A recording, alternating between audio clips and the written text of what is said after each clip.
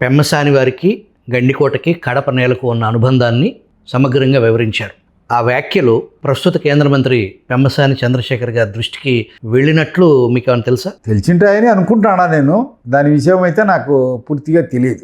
అంతవరకు ఎవరైనా మాట్లాడటం కానీ అట్లా ఆయనకు సంబంధించిన వ్యక్తులు మీతో ఏమైనా ఫోన్లో మాట్లాడటం అట్లా ఏమైనా చేశారు? ఒకరిద్దరు మాట్లాడినారు.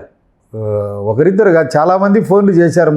మనవాడా, మన గండికోటడా, మన కడప జిల్లా వారా, మన రాయలసీమోరా, 8 జిల్లాలు ఉమ్మడి జిల్లాలకు పరిపాలకుల వాళ్ళు, అంత సుదీర్ఘమైన చరిత్ర ఉంది, చాలా సంతోషం అని చాలామంది అడిగారు. కొన్ని వందల వేల మంది ఫోన్లు చేశారు, స్వయంగా కలిశారు, అభినందించారు, మన వాళ్ళ చరిత్ర బయటికి తీసినారని. ఆయన్ని కూడా మళ్ళీ కలిసింటే ప్రస్తావించారు ఈ విషయము, ఇది అని కలిసాం. మళ్ళీ పెమ్మసాన్ని మీ కడప నుంచి పోటీ చేయాలనే ఆలోచన ఏమన్నా మీరు అడిగే పరిస్థితి, అట్లాంటి ఆలోచన ఏమన్నా ఉందా మీ మనసులో? ప్రతి ఒక్కరికి ఉంది. పులివెందుల నుంచే చంద్రశేఖర్ను పెట్టాలా, జగన్కు వ్యతిరేకంగానే పెట్టాలా, వాళ్ళ తమ్ముని పెమ్మసాని రవిని ఎంపీకి పెట్టాలి. ఎందుకు పెట్టకూడదు?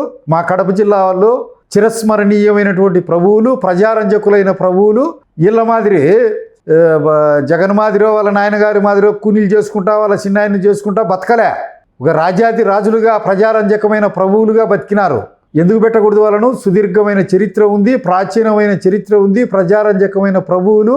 ప్రజలు వెల్లువలా ఎత్తుతారు వాళ్ళ కోసం.